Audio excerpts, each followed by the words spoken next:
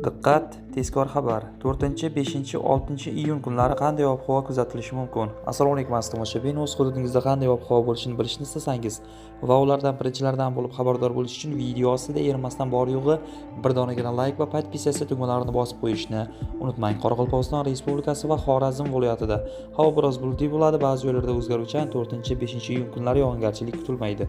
6 iyunda ba'zi joylarda qisqa muddatli yomg'ir yog'ishi va momaqaldiroq kuzatilinishi mumkin. Harorat kechasi 20-25 daraja, kunduzi 32-37 daraja issiq bo'ladi. Buxoro va Navoiy viloyatlarida havo biroz bulutli bo'ladi, ba'zi joylarda o'zgaruvchan, yog'ingarchilik kutilmaydi.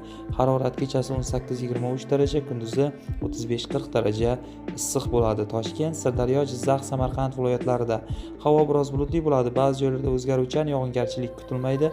Harorat kechasi 17-22 daraja, kunduzi 34-39 daraja issiq bo'ladi. Qashqadaryo va Surxondaryo viloyatlarida havo biroz bulutli bo'ladi, yog'ingarchilik kutilmaydi. Harorat kechasi 18-23, kunduzi 35-40 daraja issiq bo'ladi.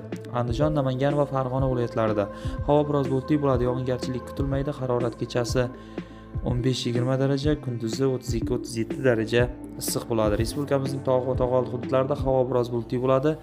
Ba'zi joylarda qisqa muddatli yomg'ir yog'ishi, momaqaldiroq bo'lishi mumkin. Harorat kechasi 10-15 daraja, kunduzi 23-28 daraja issiq bo'ladi. Manba: O'zgidromet rasmiy sahifasi.